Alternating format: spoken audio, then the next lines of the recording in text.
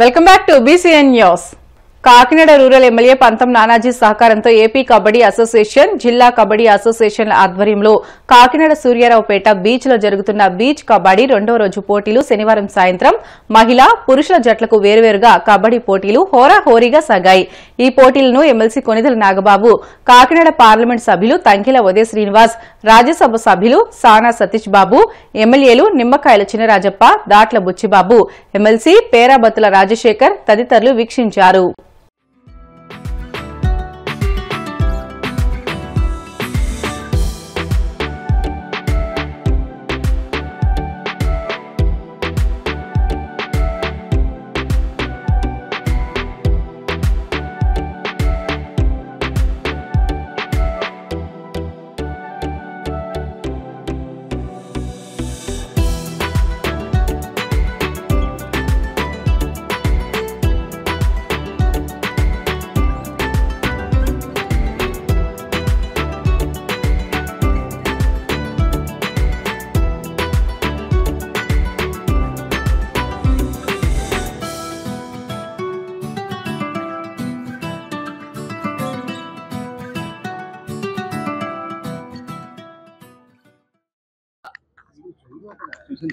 అంతర్జిల్లా రాష్ట్ర కబడ్డీ బీచ్ కబడ్డీ అంటే కబడ్డీకి బీచ్ కబడ్డీకి చాలా తేడా ఉంది. ఇక్కడ కబడ్డీకి బీచ్ కబడ్డీకి ఉన్న తేడా ఏంటంటే ఇందులో నలుగురు ప్లేయర్సే ఉంటారు. నాకౌట్ సిస్టంలో బయటికి వెళ్ళరు. కాబట్టి నేను గత 3 రోజులుగా నిన్న కూడా టోటల్గా ప్రధానమంత్రి గారి ప్రోగ్రాంలో మన పొలిటీషియన్స్ ఎవరు అందరూ కూడా ప్రధానమంత్రి గారి ప్రోగ్రాంలో ఉన్నారు. నిన్నంతా కలెక్టర్ గారు, ఎస్పీ గారు మొత్తం అఫీషియల్స్ తోటి చేయడం జరిగింది. ఇవాళ ఎంపీలు 2 వచ్చారు, ఎమ్మెల్యేలు అందరూ కూడా వస్తూ ఉన్నారు. అట్లాగే రేపు నారాయణ గారు అలాగే మనోహర్ గారు రాబోతా ఉన్నారు. ఫైనల్ రేపు ఇవాళ నిన్న 19 మ్యాచ్లు జరిగి ఇవాళ 19 మ్యాచ్లు జరిగితే ఇవాళ వర్షం వల్ల 1-2 మ్యాచ్లు కట్టాను. రేపు 4 సెమీఫైనల్స్, 2 ఫైనల్స్ జరిగితే 2 ఫైనల్స్ అంటే 1 ఉమెన్ 2 ఉమెన్, 4 సెమీఫైనల్స్ అంటే 2 ఉమెన్ జరిగితే రేపు సాయంత్రానికి లేట్ అవర్స్లో ఉన్నా సరే 9-10 కన్నా సరే ఛాంపియన్షిప్ అయిపోతే హోమ్ టీం అయినటువంటి ఈస్ట్ గోదావరి ఇప్పటిదాకా క్వార్టర్ ఫైనల్స్కి వెళ్ళి ఫస్ట్ టీం మన ఈస్ట్ గోదావరి టీం. దానికి చాలా సంతోషమైన విషయం. అలాగే అందరూ కూడా చాలా ప్రతిభ కనబరుస్తూ ఉన్నారు. ఇందాక ఎంపీలు 2 కూడా చెప్పినట్టుగా దీనికి ప్రోత్సాహం చాలా అవసరం క్రీడలకి. ఆ ప్రోత్సాహాన్ని ఆల్రెడీ ఒక ఆయన క్రికెట్ అసోసియేషన్ సెక్రటరీగా ఉన్నారు కాబట్టి ఆయన ఒక రకమైన ప్రోత్సాహం ఇస్తూ ఉన్నారు. అలాగే అనేక కమిటీల్లో మెంబర్గా ఉన్నటువంటి ఎంపీ గారు కూడా మంచి ప్రోత్సాహం ఇవ్వాలని చెప్పి నేను కోరుకుంటా ఉన్నాను. నిన్నటి నుంచి స్టేట్ లెవెల్ కబడ్డీ కాంపిటీషన్ అనేది ఇక్కడ కాకినాడ రూరల్లో పంతం నానాజీ గారు ఆర్గనైజ్ చేస్తున్నారు. ఎంత గ్రాండ్గా, చాలా గ్రాండ్గా పెద్ద ఎత్తున 13 జిల్లాల నుంచి వచ్చి పార్టిసిపేట్ చేయడం జరుగుతుంది. అలాగే దీన్ని ఎంకరేజ్ చేయడం కోసం మమ్మల్ని అందరినీ కూడా ఇన్వైట్ చేయడం జరిగింది. ఇందులో మొత్తం ఇక్కడ చుట్టుపక్కల ఉన్న ఎమ్మెల్యేలు, మినిస్టర్స్, అలాగే నాగబాబు గారు వచ్చారు, రాజ్యసభ సభ్యులు, అండ్ మా మూడూరు రాజు గారు కూడా వచ్చారు. సో అలాగే స్టేజ్ పైన చినరాజప్ప గారు ఉన్నారు, కరి పద్మావతి గారు, అందరినీ కూడా దీన్ని ఎంకరేజ్ చేయడం పిలవటం జరిగింది. సో ఇదంతా కూడా అందరికీ కూడా చాలా ఇంట్రెస్టింగ్ ప్రోగ్రామ్. ఎవరు చేస్తారని అనుకునేటప్పుడు నానాజీ గారు ఎప్పుడో ఒక స్టెప్ ముందుండి చాలా బాగా ఒక పెద్ద ఇనిషియేటివ్ తీసుకుని ఈ స్పోర్ట్స్ అనేది ఎంకరేజ్ చేయడం కోసం చాలా పెద్ద స్టెప్ తీసుకుని అంటే చాలా గ్రాండ్ గా ఆయన గవర్నమెంట్ నుంచి ఏ ఫండ్ కూడా తీసుకోకుండా ఆయనంతటా ఆయన సొంతంగా ఆర్గనైజ్ చేసి వీళ్ళందరినీ ప్రోత్సహించే విధంగా ఇంత మంచి స్టెప్ తీసుకున్నందుకు నానాజీ గారికి హృదయపూర్వకంగా ధన్యవాదాలు తెలుపుతూ, రాష్ట్రంలో కూటమి నేతలు వ్యవస్థను తమ చేతిలో పెట్టుకుని రెడ్ బుక్ రాజ్యాంగం నడుపుతున్నారంటూ వైఎస్ఆర్సీపీ అధికార ప్రతినిధి పొత్తా శివశంకర్ రెడ్డి మండిపడ్డారు. ఆయన మీడియా సమావేశంలో మాట్లాడుతూ ప్రతిపక్షం గొంతులను అనగదొక్కుతున్నారంటూ ధ్వజమెత్తారు. Z+ సెక్యూరిటీలో ఉండే వైఎస్ జగన్ కు భద్రతా సిబ్బందిని తగ్గించారు. 15 ఏళ్ల క్రితం మూలన పడ్డ బుల్లెట్ ప్రూఫ్ వాహనాలను కేటాయించారు. జగన్ సెక్యూరిటీ విషయంలో కూటమి ప్రభుత్వం ఉద్దేశపూర్వకంగా నిర్లక్ష్యంగా వ్యవహరిస్తోందని ఆయన నిలదీశారు. జగన్ గుంటూరు, మిర్చియాడ్ పర్యటనలో కూడా సెక్యూరిటీ ఏర్పాటు చేయలేదు. జగన్ కర్నూలు పర్యటనలోనూ అదే పరిస్థితి కనిపించింది. హెలికాప్టర్ దగ్గర కూడా భద్రతను గాలికి వదిలేశారు. పోలీసులు కావాలనే సెక్యూరిటీని గాలికి వదిలేశారనే అనుమానాలు ఉన్నాయని అన్నారు. హెలికాప్టర్ విండ్ షీల్డ్ కూడా దెబ్బతినే పరిస్థితి వచ్చింది. హోంమంత్రి 1100 మంది భద్రతను పెట్టామని చెబుతారు. ప్రోటోకాల్ ప్రకారం 3 అంచెల భద్రత ఏర్పాటు చేయాలి. పోలీసులు వైఫల్యాలను కప్పుపుచ్చుకోవడానికి తిరిగి వైఎస్సార్సీపీ నేతలపైనే అక్రమ కేసులు పెడుతున్నారు అని పొత్తా శివశంకర్ రెడ్డి ఆగ్రహం వ్యక్తం చేశారు. వైఎస్ఆర్ కాంగ్రెస్ పార్టీ సంబంధించినటువంటి నాయకులని, అదేవిధంగా ఎవరైతే ప్రశ్నిస్తారో ఆ వాళ్ళందరినీ కూడా ఏ విధంగా అనగదొక్కుతున్నారు, రాష్ట్రంలో హింసా పద్ధతులతో ఏ విధంగా చేస్తున్నారని మనం ఆలోచన చేసినట్లయితే ప్రతిరోజు ఏదో ఒక సంఘటన, ఏదో విధంగా ప్రతిపక్ష నాయకులని, ప్రతిపక్ష పార్టీని ఏ విధంగా వారి యొక్క వ్యవస్థలను అడ్డు పెట్టుకొని చేస్తున్నారో మనకి కొన్ని ఉదాహరణలు చెప్పుకుందాం.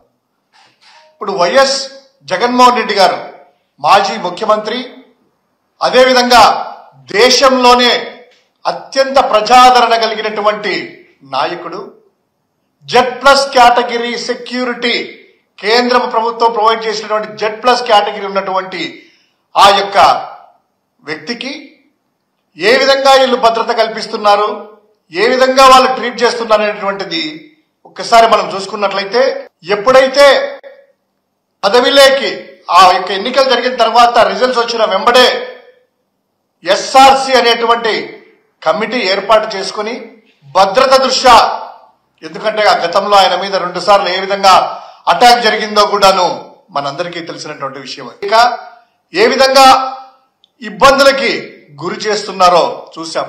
అదేవిధంగా పర్యటనలకి, జిల్లాల పర్యటనలకి వెళ్ళినా రైతాంగాన్ని కానీ లేదా ప్రజలు ఇబ్బంది పడే వాళ్ళని పరామర్శించడానికి వెళ్తున్నటువంటి సందర్భాల్లో కూడాను మనం గమనించాము. కనీస సెక్యూరిటీ కూడా ప్రొవైడ్ చేయకుండా, లోకల్ గా పోలీసులను కూడాను పెట్టకుండా ఏ విధంగా వాళ్ళ యొక్క నిర్లక్ష్యంగా, ఉద్దేశపూర్వకంగా సెక్యూరిటీ ఏర్పాటు చేయలేదో మనం చూస్తా ఉన్నాం. గుంటూరు చూసుకున్నాం.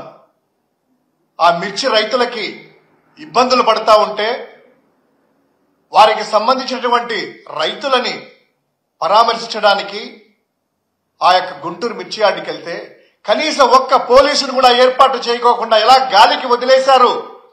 ఇంత Z+ కేటగిరీ వ్యక్తికి, మాజీ ముఖ్యమంత్రికి, ప్రతిపక్ష నాయకుడికి ఏ విధంగా చూశారో మనందరికీ కూడా గమనించాం.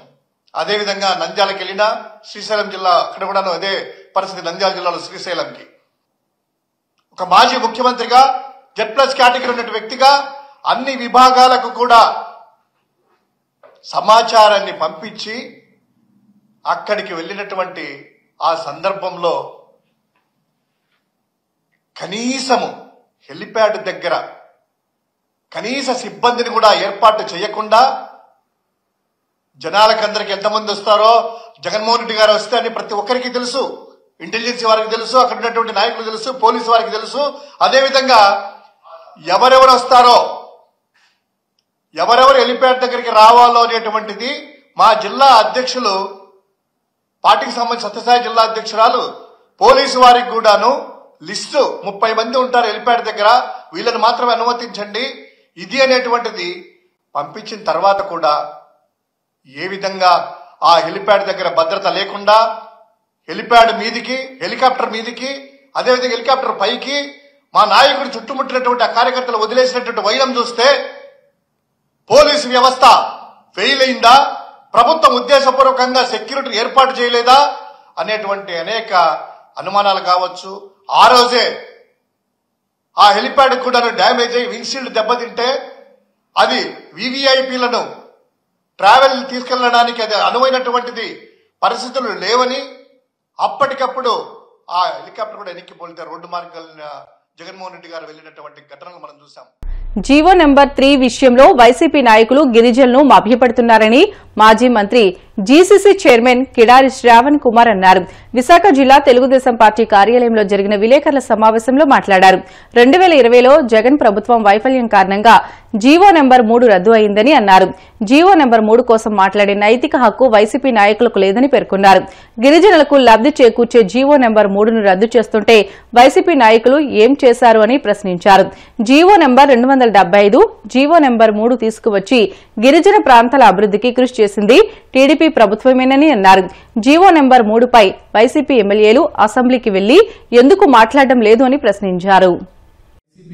అధికారంలో ఉన్నప్పుడు జీవో నెంబర్ 3ని కొట్టివేస్తే కనీసం అప్పుడున్నటువంటి ప్రభుత్వం, అప్పుడు అటార్నీ జనరల్ గాని లేకపోతే అడ్వకేట్ జనరల్ గాని ఎవరు కూడా ప్రభుత్వం తరఫున సరైన ఎవిడెన్సెస్ ఇవ్వలేకపోవడం వల్ల సుప్రీంకోర్టులో జీవో నెంబర్ 3ని స్క్వాష్ చేసినప్పుడు ఆ రోజు మన ప్రతిపక్షంలో ఉండి ఇప్పుడున్నటువంటి ముఖ్యమంత్రి గారు శ్రీ నారా చంద్రబాబు నాయుడు గారు ఆ రోజు మేము హామీ ఇవ్వడం జరిగింది. జీవో నెంబర్ 3 మేము అమల్లోకి తీసుకొచ్చి గిరిజనులందరినీ కూడా కాపాడేటువంటి కార్యక్రమం చేస్తామని చెప్పడం జరిగింది. ఏదైతే ఆ హామీలు ఉన్నాయో హామీలన్నింటికి కూడా పూర్తి స్థాయిలో ముఖ్యమంత్రి గారు దానికి అమలు చేసే విధంగానే ముందుకు వస్తారని చెప్పి కూడా మేము భావిస్తున్నాం. ఆ విషయం మీద చర్చించడం కూడా జరిగింది. గిరిజనులకి ఏ విధంగా కూడా అన్యాయం చేయకుండా అన్ని విధాలుగా కూడా న్యాయబద్ధంగా వాళ్ళకి ముందుకు తీసుకెళ్లేటువంటి కార్యక్రమం చేస్తామని కూడా ముఖ్యమంత్రి గారు చెప్పడం జరిగింది గతంలో కూడా. ఏదైతే ఈ రోజు వైసీపీ నాయకులు ఉన్నారో ఈ వైసీపీ నాయకులంతా కూడా గిరిజన ప్రాంతంలో గిరిజన ప్రజల్ని మభ్యపెట్టేటువంటి కార్యక్రమం చేస్తున్నారు. మీ సమక్షంలో మీ వల్ల ఆ రోజు జీవో నెంబర్ 3 మనకు పోయిందని సందర్భంగా నేను తెలియజేస్తున్నాను. ఆ రోజు జీవో నెంబర్ 3 చచ్చిపోవడానికి కారణం మీరు కాదా అని చెప్పి కూడా ఈ రోజు అడుగుతున్నాం. ఎందుకంటే సుప్రీంకోర్టులో దాన్ని వేసినప్పుడు దాన్ని ఛాలెంజ్ చేసినప్పుడు జీవో నెంబర్ 3ని ప్రభుత్వం తరఫున ఎవిడెన్సెస్ ఏవైతే ఉంటాయో లేకపోతే సాలిడ్ ఎవిడెన్సెస్ ఇచ్చి గిరిజన ప్రాంతానికి ఈ జీవో అవసరమని సుప్రీంకోర్టులో చెప్పాల్సిన బాధ్యత ప్రభుత్వానికి కాదా అని చెప్పి కూడా ఈ సందర్భంగా అడుగుతున్నాం. ఆ రోజున్నటువంటి ఎమ్మెల్యేలు, ఆ రోజున్నటువంటి మంత్రులు, డిప్యూటీ సీఎంలు, ఆ రోజున్నటువంటి ప్రభుత్వం, ఆ రోజున్నటువంటి జిల్లా పరిషత్ చైర్మన్ గారు గాని లేకపోతే ఎంపీటీసీలు గాని జెడ్పీటీసీలు గాని అందరూ కూడా ప్రభుత్వంలో ఉండి జీవో నెంబర్ 3ని తీసేస్తుంటే చోద్యం చూశారే తప్ప ఎక్కడ కూడా ప్రజల వైపున గిరిజన ప్రాంతం వైపున ఆలోచించేటువంటి కార్యక్రమం చేయలేదని చెప్పి కూడా ఈ సందర్భంగా తెలియజేస్తున్నాం. వాళ్ళకి ఈరోజు జీవో నెంబర్ 3 గురించి మాట్లాడేటువంటి నైతిక హక్కు వైసీపీ వాళ్ళకి లేదని చెప్పి కూడా ఈ సందర్భంగా తెలియజేస్తున్నాం. ఎందుకంటే ఏదైతే జీవో నెంబర్ 3 ఈ రోజు గిరిజనులకి తీసుకొచ్చినటువంటి జీవో ఏదైతే ఉందో ఆ రోజు ఏదో విధంగా గిరిజన ప్రాంతంలో ఉండేటువంటి నిరుద్యోగ యువతి యువకులకి ఏదో విధంగా కాపాడాలి, ఏదో విధంగా ఆదుకోవాలన్న ఉద్దేశంతోనే 275 జీవో తీసుకొచ్చింది ఆ రోజు స్వర్గీయ ఎన్టీ రామారావు గారు తెలుగుదేశం ప్రభుత్వం హయాంలో తీసుకొని రావడం జరిగింది. అయితే ఇలానే దాంట్లో ఇబ్బందులు కలిగితే 2000 సంవత్సరంలో ఇప్పుడున్నటువంటి మన ముఖ్యమంత్రి గారు శ్రీ నారా చంద్రబాబు నాయుడు గారు ఆ జీవో నెంబర్ 3ని తీసుకొచ్చి మళ్ళీ ఆ జీవోని ఒక ఫలాల్ని మళ్ళీ గిరిజన ప్రాంతానికి అందించేటువంటి కార్యక్రమం చేశాను. అలాంటిది 2020 సంవత్సరంలో ఏదైతే జీవో నెంబర్ 3ని సుప్రీంకోర్టులో ఛాలెంజ్ చేస్తే అప్పుడున్నటువంటి ముఖ్యమంత్రి గాని మంత్రులు గాని లేకపోతే ఎమ్మెల్యేలు గాని చోద్యం చూస్తూ కనీసం జీవో నెంబర్ 3ని కాపాడుకునే ప్రయత్నం చేయలేకపోయారు.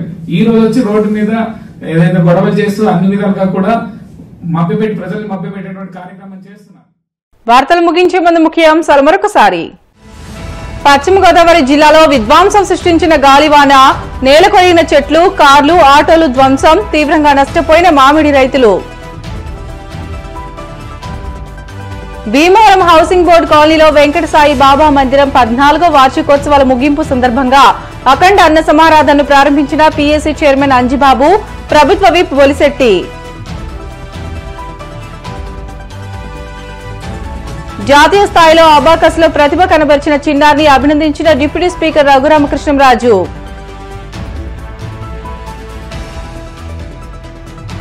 రాష్ట్రంలో కూటమి నేతలు వ్యవస్థలను తమ చేతిలో పెట్టుకుని రెడ్ బుక్ రాజ్యాంగం నడుపుతున్నారంటూ మండిపడ్డ వైఎస్ఆర్సీపీ అధికార ప్రతినిధి పొత్తా శివశంకర్ రెడ్డి. ఇవి ఇప్పటివరకున్న బులెటిన్లోని అప్డేట్స్. మరిన్ని వార్తల కోసం BCN digital YouTube channel, Facebook పేజీని ఫాలో అవ్వండి. అప్డేట్ వార్తల కోసం ప్లీజ్ డూ సబ్స్క్రైబ్.